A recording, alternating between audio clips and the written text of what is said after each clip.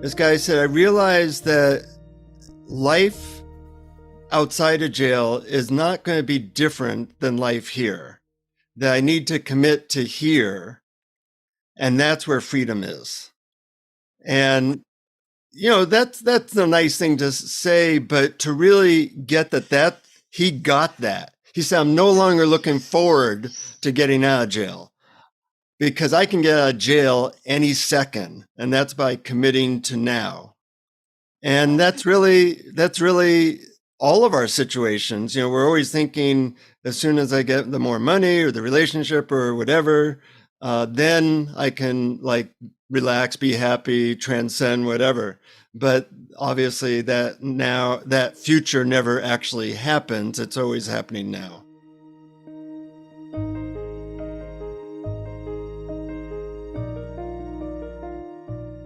Welcome to Letting Go and the Greatest Secret, where we explore the end of your suffering and the beginning of lasting happiness. I'm Hale Dwoskin, and today I'll be joined by Jonathan Robinson.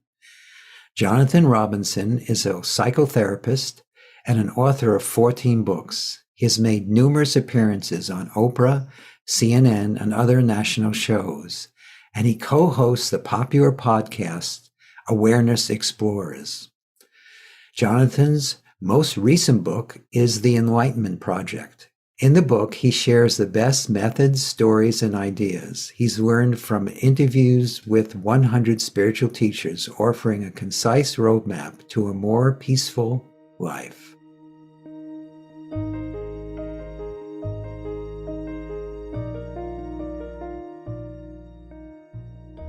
For those of us who don't know much about you and your work, can you give us just a little description so we know what's going on? Sure. Well, I got into this at the ripe old age of 12, started meditating due to a dysfunctional childhood. And then I realized that a lot of people knew a lot more than me. If I could find out the best ideas and methods for dealing with things like first depression and then happiness, and then finally call it enlightenment, that maybe some of their wisdom would rub off on me. So I ended up interviewing everybody from the late Mother Teresa, Ram Dass, Wayne Dyer, to current teachers like you and Adyashanti and Deepak Chopra and the Dalai Lama. And over 100 teachers in all. And I'm always asking what can help us live truly happy and awakened lives. I did it first so that I could help myself, but then a lot of people want to know the greatest hits. So that's kind of what I've done. And it's been a great honor to interview all these people and learn from them. And as you know, I have a podcast now called Awareness Explorers, where I also interview current teachers. And I'm kind of lazy, Hale, so I like approaches kind of like the Sedona method, where you can do it in a minute, while you're stuck in traffic. Right. Those are the ones that I tend to like the most. And I wrote this book, The Enlightenment Project, which is kind of my version of the greatest hits and methods I've come across with the stories of what it was like spending time with all these different people. That's great. That's great. So tell me your greatest hit. Well, there's this thing called the Sedona method. I don't know, you may have heard of it. I have heard of that. Wow. Yeah. You should check it out sometime. I'll have to do that. But, the real answer to that is that when people try a few different things, they find what really works for them. So although I'm a fan of the Sedona method, I'm a fan of different meditations and different methods, some of which I'll talk about, people are different and there are different places on the journey. And they got to find what really knocks your socks off now. Right. Currently, some of the things that I really like, and one of them, I call it the Lester Levinson meditation. I made a list of 100 people I've connected with in my life, and I spend maybe a minute to 2 minutes on each person and get totally engulfed in a feeling of love and appreciation and being open to that frequency, and then letting go into pure beingness is a pretty easy and wonderful experience. Another method, which as somebody you know, Jeffrey Martin teaches, is just going back and forth with somebody, saying the answer to what awareness is. Like, awareness is a recognition of all that is once we let go of the sense of being a limited ego. Yes. And, people going back and forth describing this thing is a nice little method. But in the book, I probably give 30 of my favorite things, and your mission, should you decide to accept it, is to find ones that work for you. Well, isn't that what everyone's doing? Whether they're on the spiritual path or not, they're looking for what is going to work for me. Well, I think a lot of people just kind of get lost in the culture of the society they live in, Yes, and they definitely. don't keep exploring.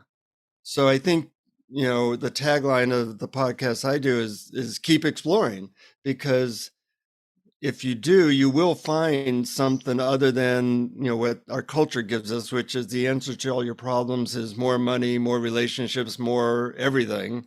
Right. Of course, that doesn't work. Right. So you've mentioned that you've been doing this since age 12. Yeah. And you've gone through transitions. So where have you ended up? Well, I've ended up here talking with you. Or something is talking. At first it's, was largely trying to be out, not be depressed, not kill myself as a teenager. Yes. And then it became, I got into like career success and money, and I got on the Oprah show a bunch and other shows, and that was a fun ride. But at some point I realized that I'm reinforcing this sense of me, and there is no actual me. So I'm reinforcing an illusion. So in the last few years, it's become more of letting this body mind be a vehicle of service, and letting go of any sense of me to be with just what is right here and right now. And that's that's one wing of a plane, the sense of beingness and being with it all. And then the other sense is like, playing in the fields of the world of having relationships and money and doing things. And, I think they're both important. When you put those two together, you have a plane that can soar. Right.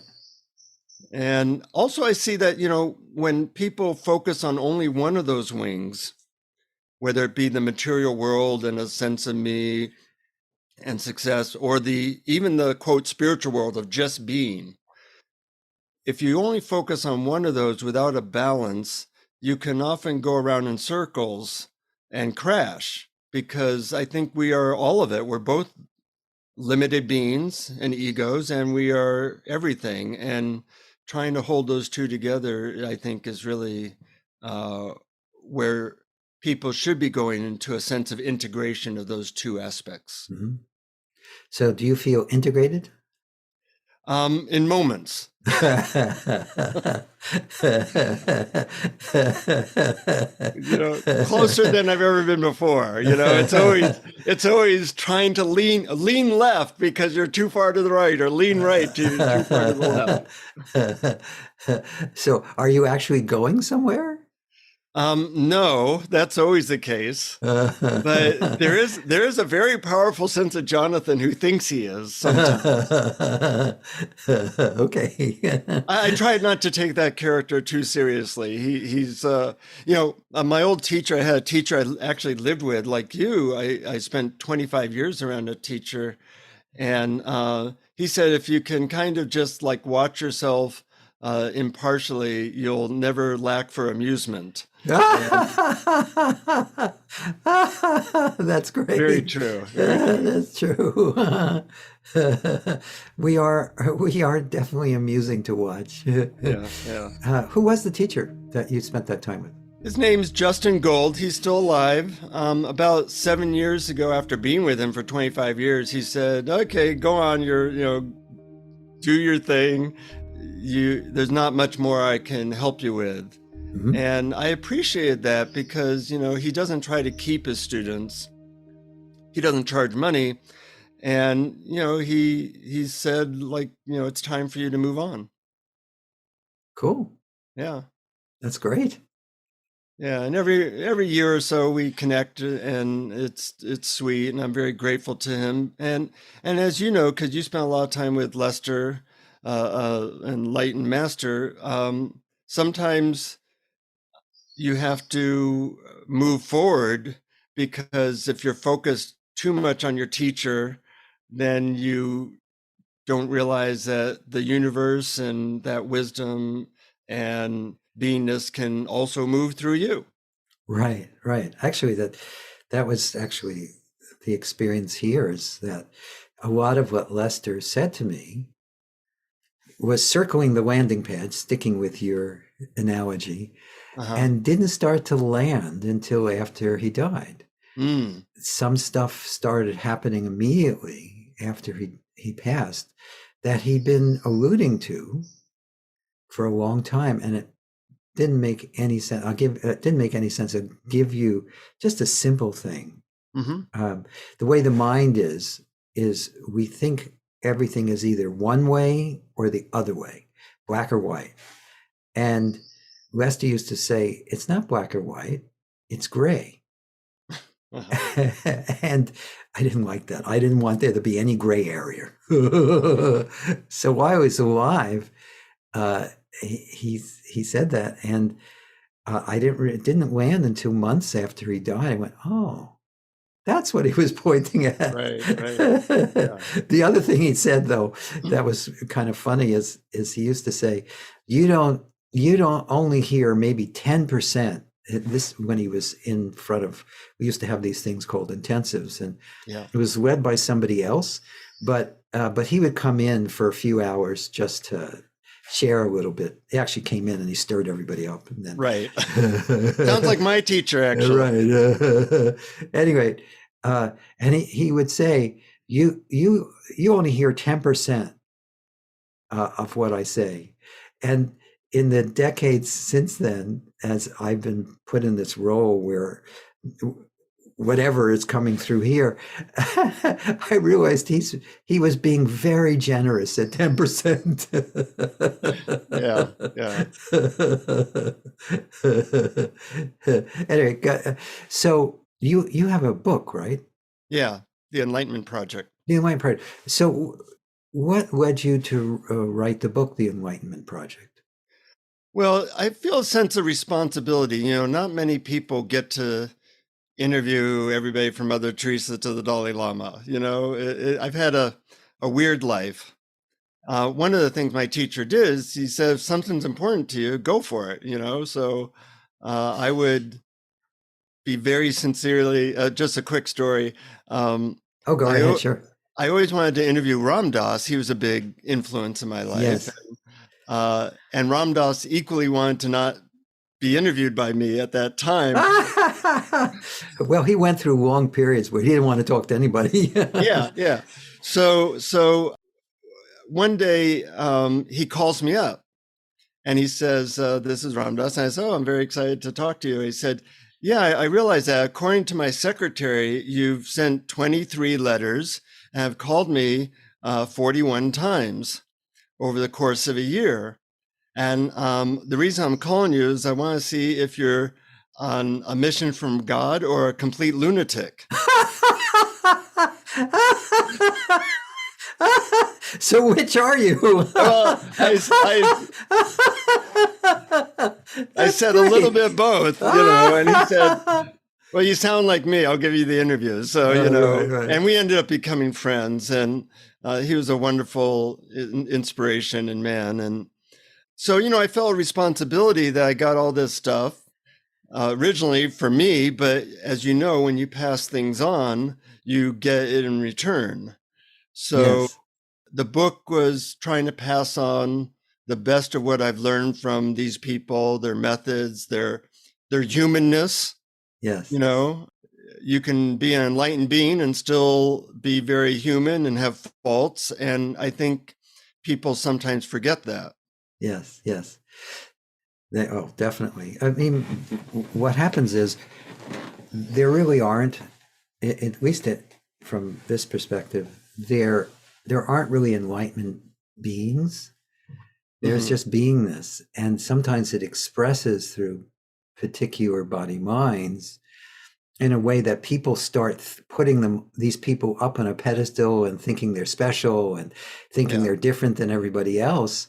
But beingness is um, this is cheating a little, but beingness is expressing itself through every apparent person, and it's not unique to just a few.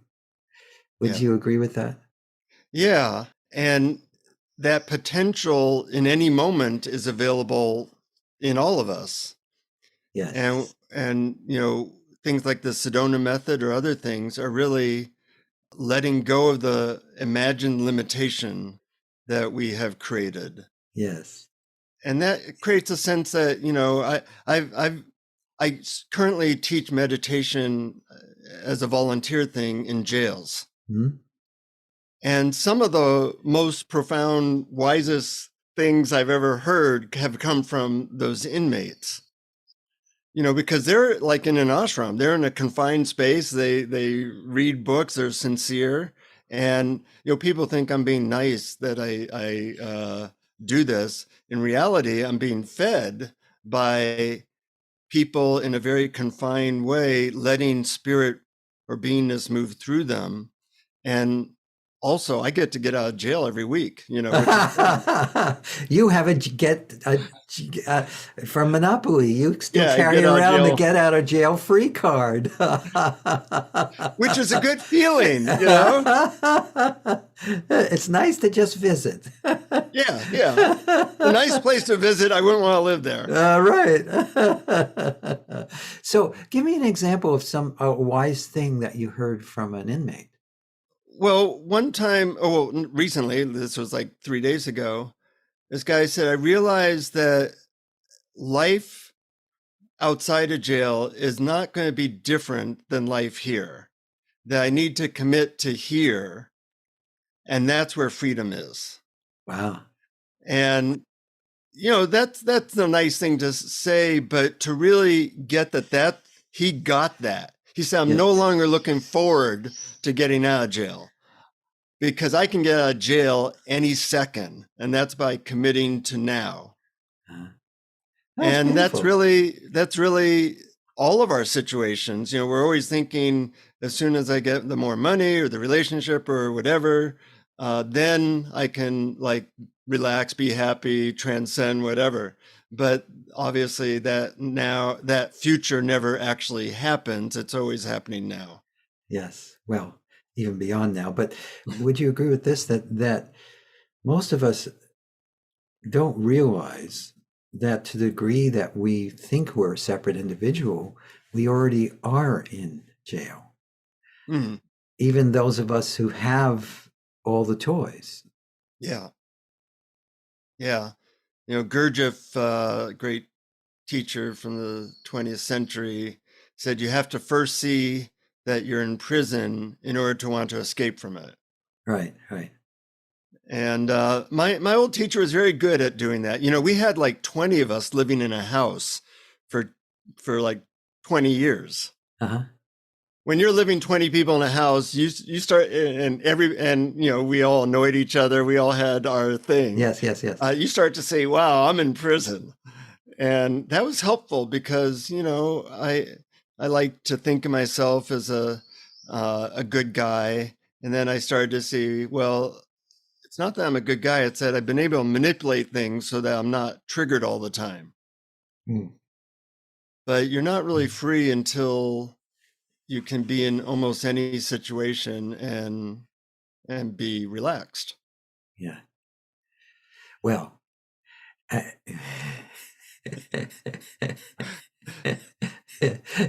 this is an interview of you, so I'm not going to keep jumping in.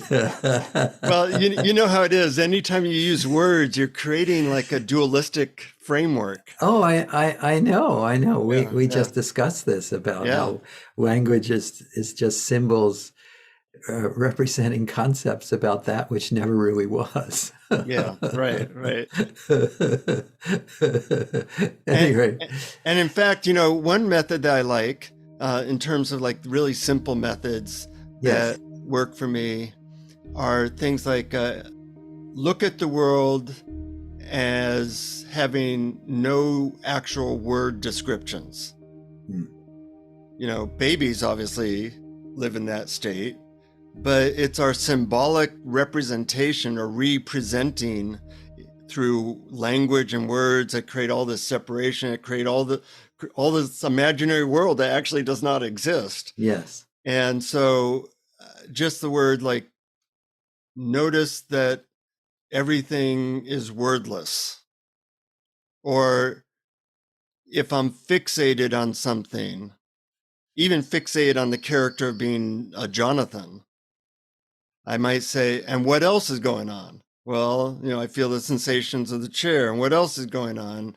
There's nature in front of me. What else? There's an awareness. What else? There's beingness, happening. And just opening the aperture of our limited ego mind that is always kind of getting fixated on things, and instead opening it so that everything's coming in and things just are. Yes. It's So, funny. there are all these little tricks. Sometimes I get a little bit too involved in the tricks. Yes, you yes, know? that's a good point.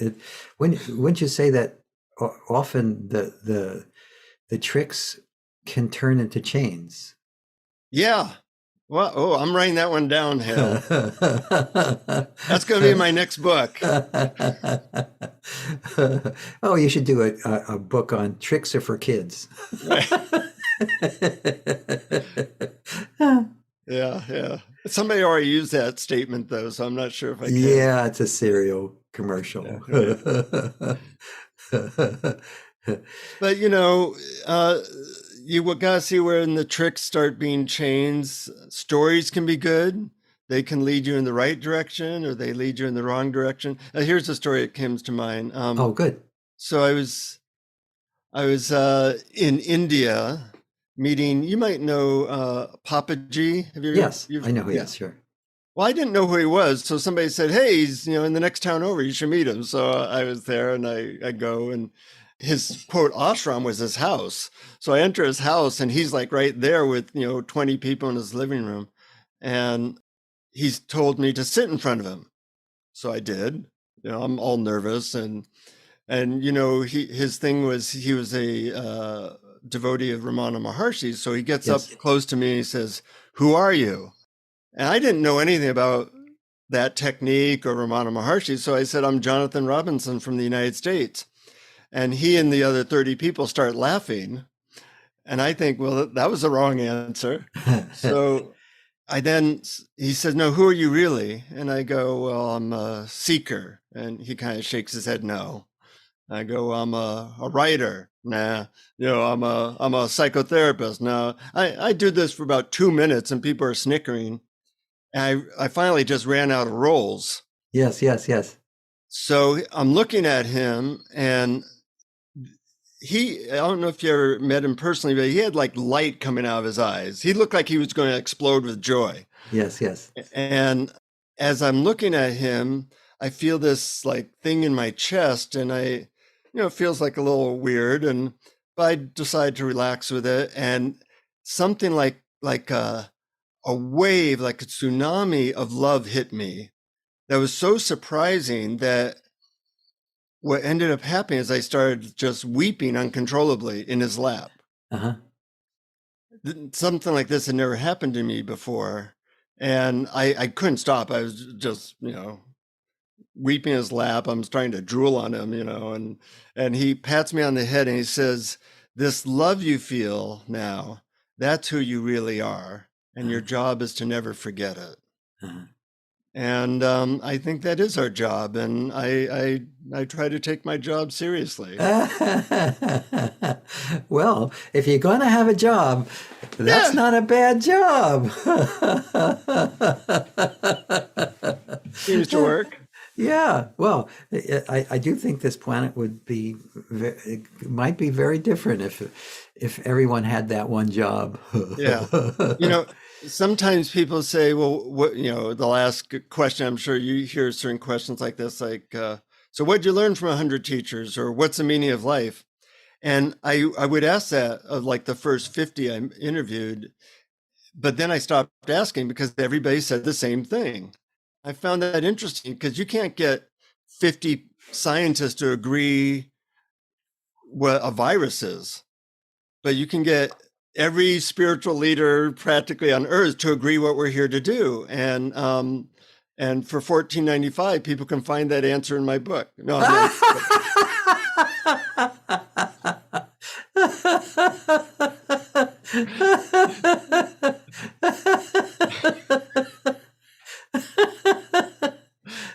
It's a good one.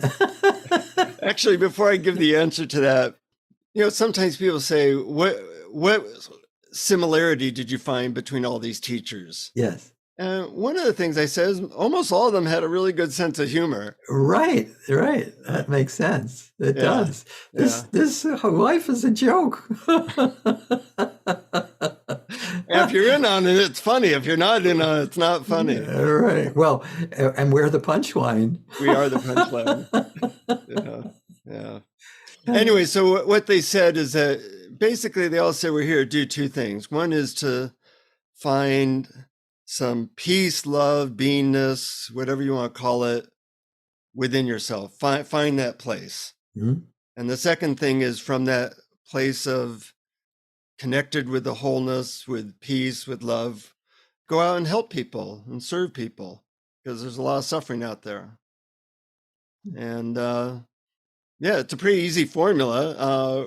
We're looking for a few good people that might want to join us, That's and right. do that. And as Ram Dass said, we're all walking each other home. So it's really a joint effort, and we're all in on the game. Yeah, yeah. It's a beautiful way to see it. Yeah. Yeah. So I have one more story which I wanted to share Sure. because there's a method involved, and it's a method. Something that I find interesting with methods is that sometimes the simplest ones are the most powerful. Definitely. And but nobody's figured out a way to make $1 million or $1 billion selling, could you let this go? No.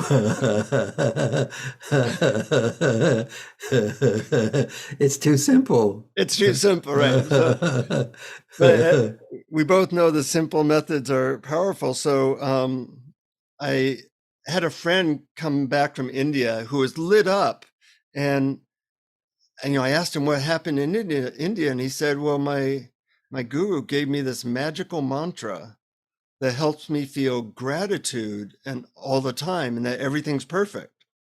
I go, "Really? I want the best methods. What was it?" He said, "Well, you got to go to India and get it directly from him." Have you been to India, Hale? Yes. Yeah. So it's not an easy place to travel to. No. Not even a little. The expect the unexpected is an understatement in India. Yeah, yeah. If you can see everything is perfect in India, you've made it. Oh yeah, and things you experience in the West are just nothing compared to India. Yeah, yeah. So, anyways, I go to India, and it's 110 degrees or whatever it is, and I take a rickshaw for 4 hours. I want to get this stupid friggin' mantra. So I finally get to the ashram, and there's a 3-hour line to talk to the guru. I'm jet lagged, and I finally get a chance to talk to him. I say, I hear you have this mantra for helping people feel gratitude and know that everything's perfect. And in his Indian accent, he says, yes, my mantra is the most powerful mantra on earth. So he's leaning into whisper in my ear. I'm not even breathing because I want to get it just perfect, Yeah. And he says, whenever possible, repeat these words. The mantra I give you are the words, thank you.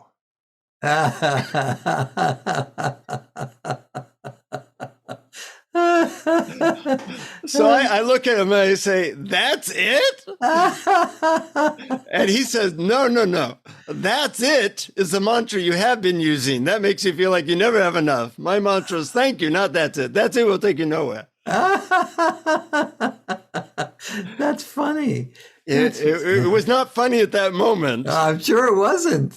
But, I had traveled all that way. He said, you have to feel your heart and then say thank you to the universe. So, we're talking to each other across the country for free. And we get to talk about this, thank you. I'm thinking thank you as I see your face. Yes. Thank you as I see the tree outside. Thank you that my body, I had a toothache last week. I didn't wake up with a toothache today. Thank you, Right. and it creates a different, you're no longer resisting reality. Yes. And, you can't sell that mantra, but if you can actually use it throughout the day, it will change your consciousness. And yeah. Really simple things can work great. Oh yeah. That's, I never gave it out as a mantra. I didn't realize it was a mantra. Thanks for telling me. But you'll have to tell people they have to go to India to get it. But then yeah. But anyway, that has been a suggestion that came through here for decades. Mm-hmm. Just that sense of inner thankfulness, mm-hmm. And I find that it seems to happen spontaneously. It doesn't always need a conscious thought. Yeah. And I find it's a little bit like a flywheel that I have to get it going a little bit in the morning. Uh-huh. And then once you are a little bit out of the mind resistance habit, which I often wake up with. Yes. That then it happens by itself. Yes. And when I talk to people about this and suggested it, the other thing I pointed out is that it's also, you don't just thank for the good stuff. Mm-hmm. Yeah. And I think that's an important piece. If you thank just the good stuff, then there's the resistance to everything that isn't the good stuff. Mm-hmm. Mm-hmm. Yeah. And it might, I tell people it might be good to start with the easy stuff, but the real transformation happens when it's your whole approach to life of not resisting. I once asked Adyashanti, can you summarize what spirituality means to you? And he said, will 2 words work? I said, yeah. And he said, no resistance. Uh-huh. Yes. So that's really the a path or the path, and that mantra can help sometimes. Yeah, no, it's still something that comes through here occasionally, mm-hmm. to tell people. Yeah, I like how even in your language that we don't put more focus on the personal than we have to. Like it comes through here, it comes through this body mind. I find, in with my teacher, one of the methods he suggested is just eliminate the word I. Uh-huh. And you have to go through all kinds of word gymnastics. Oh yeah. But it does get you to see, this being is, or this body is hungry, or there's a thought going through here that says that this should not be happening. Yes. And it does create that less personal view. And we live in this celebrity culture that idolizes success and personalness, and that is all kind of in the opposite direction of what is. Yes. Although even with that, On retreats when we do them, there the speaking will sometimes be in this form. Hmm. But I don't use this kind of language on the checkout line. This body would like to pay for these items in this cart. Yeah, right. But They cart those people away. they do exactly. Yeah. I was going to say something similar. But one of the things I actually um, two things. One is I've noticed that just changing language doesn't get to the depth. And so Mhm. what I tell people is, yes, here we may change it a little bit as an exploration or a process, Mhm. but don't change your language in life. Yeah. Yeah, I mean Yeah. you can do it as a temporary exploration. The thank you thing is something you can do throughout life. That is inwardly saying thank you is something that is just really transformative for the person because Especially if you can really say it from your heart. That's why, yes, I actually stopped saying thank you for a while unless I actually felt it from my heart. yeah, that's And great. it made that connection because you say it mechanically, waitress or somebody does something, you say thank you, but it really took me a practice to realize that everything's a gift.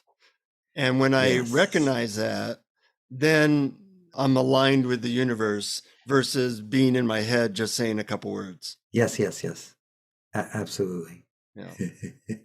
So, any other good stories? Oh, well, I have a lot of them in the book. Let me see. I'll give you a miracle story. Sure. We tend to think that things are explainable. Everybody has an explanation. And I was actually a psychic studies major at UC Santa Barbara, where I would study people with vast psychic abilities.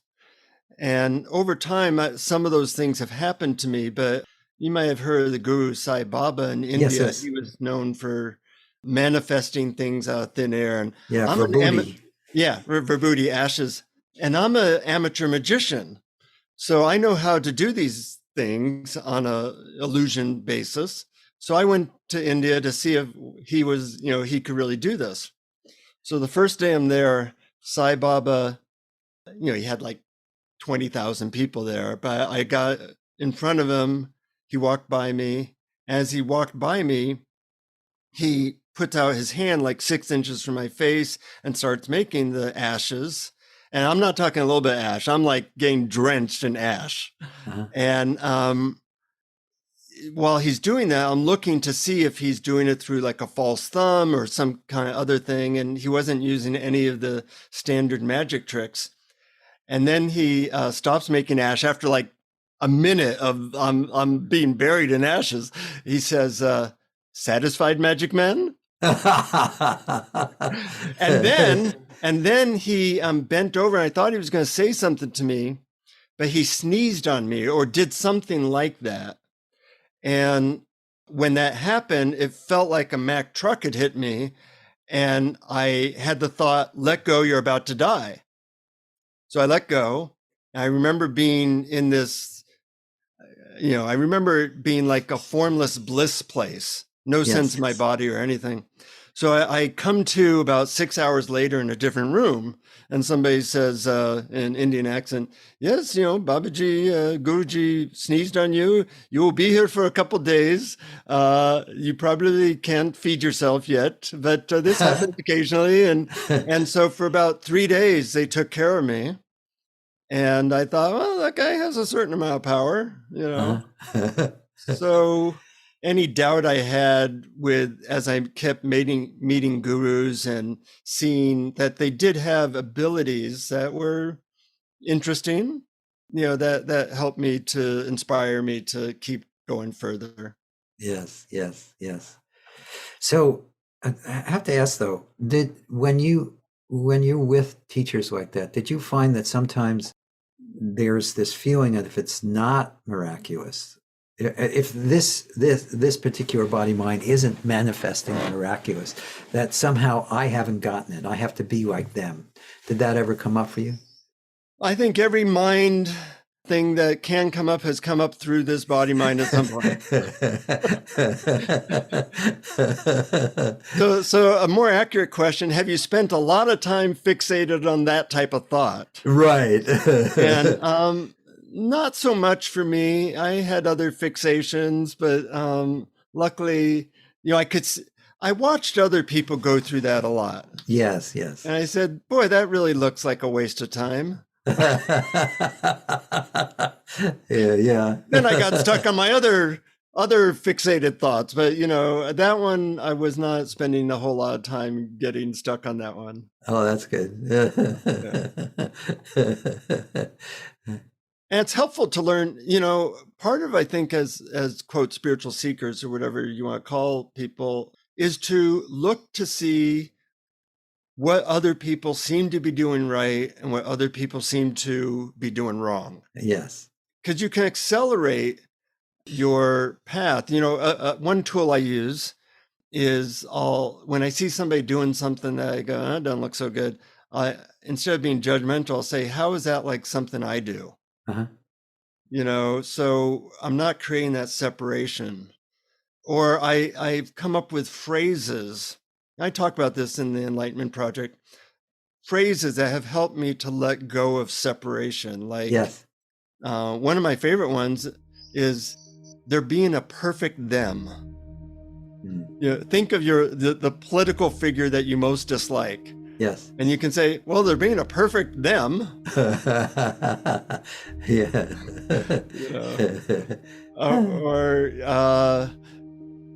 Jesus said, forgive them, they don't know what they're doing. So little tricks to get over the tendency of the mind to create that separation. Yes. Yes. Yeah. Tricks can be helpful when they are.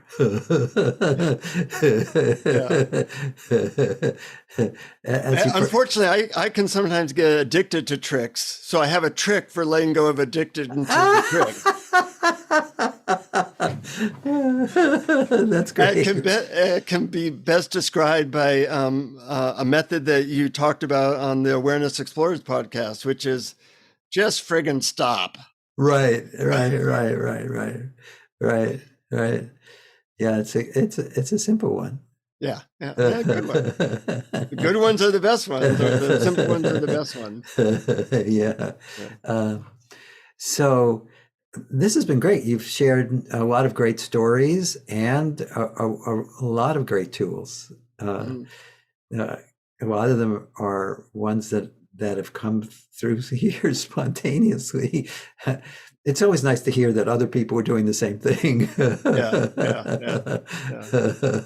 So, any ones you think would be a great one to add? Either a trick or a story or both. Sure. Well, one thing, people can get 5 of my favorite methods that take under a minute to do.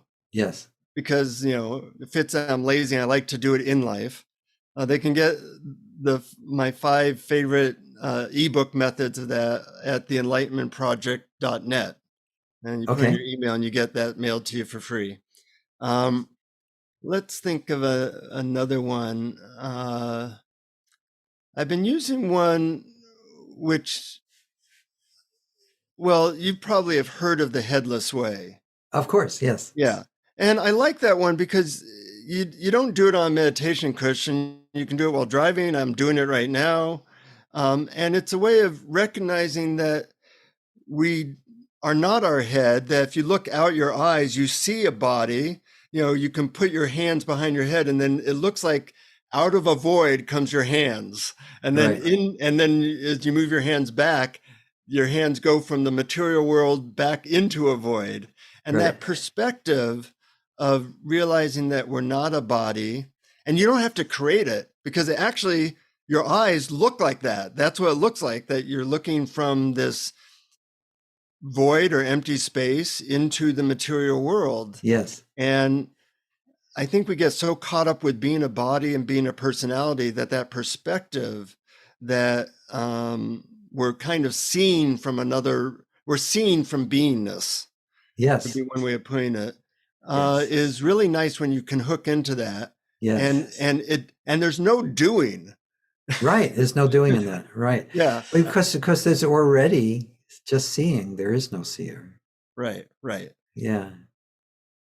So that's a nice method, and really, it's a matter of trying out a bunch of things. Sometimes I notice, like I've listened to a lot of your guided meditations, and every now and then you'll say something, and I hear, like, feel the top of my head explode. I go, I gotta write that down. When I was interviewing you for the podcast, I kept on having to write down a phrase that you would use, because I said I can't forget that. That's like gold. So in a way, we're all searching for the way to just help ourselves into the place that we already are. Right. We're selling water in the middle of the ocean. That's right. That's right. Yeah. Yeah. Again, back to the comedy. Yeah. Back to the comedy. And comedy is a great tool because it helps to, in a way, it's a mini Sedona method. It's a mini way of like releasing the stuckness. Yes. And I actually like listening to stand-up comics because they help you make you aware of things that you should have laughed at the first time. Right. Yeah. I that is something my wife and I love to do. We like watching comedy because good comics get you to laugh at the ludicrousness of life. Yeah, and things that And you're it's the often simplest hiding thing too. Yes.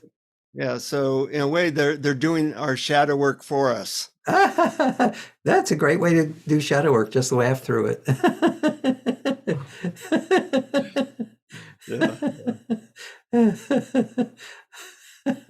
As you know from listening to the stuff that we put out, I often can't help it.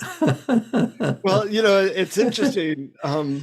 When I first started to listen to your stuff, because you laugh a lot. Yes. And it used to, kind of like, I was in the framework, like, can we get to the goods? I want to get to the goods. Right. Enough of this. And you'd be laughing. I'd be like, yeah, okay, I wish you'd stop laughing so we can get to the goods. And then at some point it switched and I started to laugh with you and the laughing became more of the goods. Right. I've been asked, I actually never have done this, but I've been asked to make a laugh track. I haven't heard that one in a while. Yeah.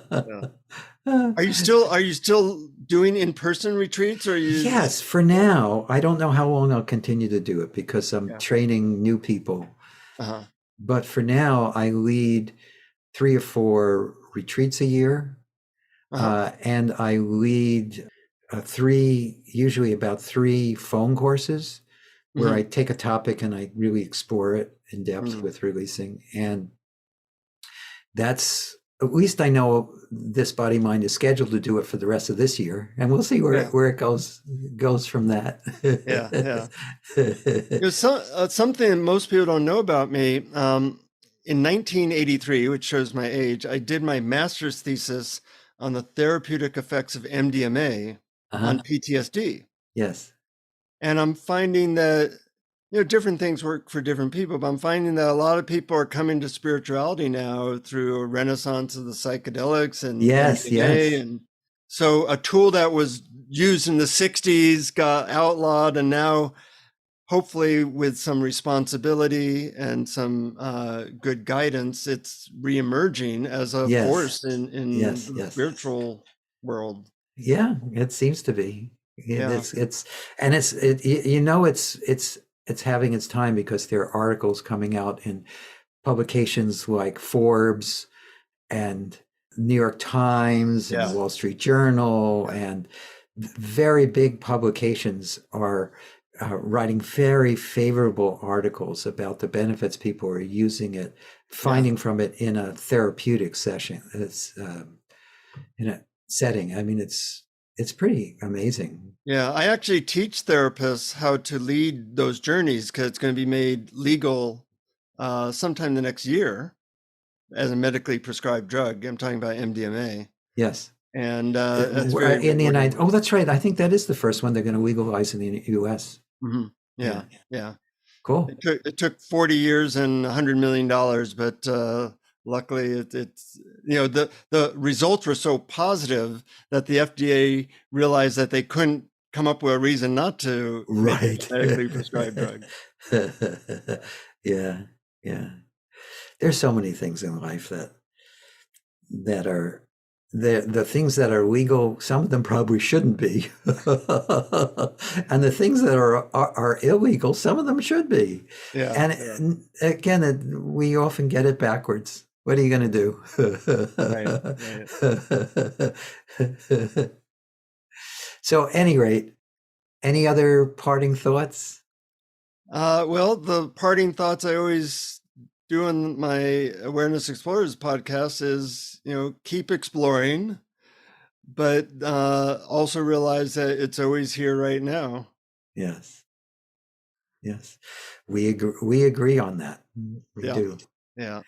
And finding, once again, the two-wing analogy, Yes, finding that balance. If you're just into exploring, you never find, and if you're just into finding, you use that as an excuse to not to work somehow, then yes, you kind of, can rot or stay stuck someplace. It might be a good place, but it can be a peace prison. yes, So finding that balance is one of the tasks in this lifetime. yes, yes. Well, thank you. It's been a pleasure. I really enjoyed talking to you. You're a brother from another mother. Yep, yep. So thanks again. I'm very grateful to you, Hale, for all that you've done and big impact on my life. So it's been a lot of years you've been at this, and I really appreciate the clarity and sincerity, and it's impacted me.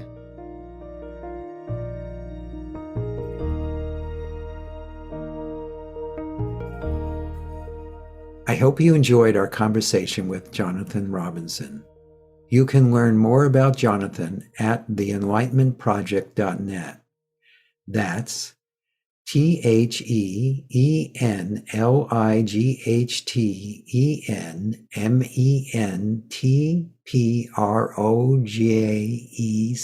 THEENLIGHTENmentproject.net.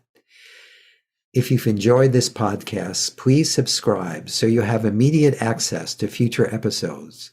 Please give us a 5-star rating and share it with the people you care about.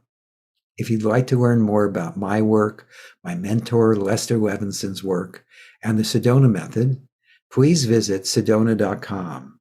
As you explore our site, you learn the key to lasting happiness, success, peace, and emotional well-being. We have books, courses, events, and plenty of free material to explore. Again, go to sedona.com. That's sedona.com. Thank you for being here, and we'll catch you on the next episode of Letting Go and the Greatest Secret.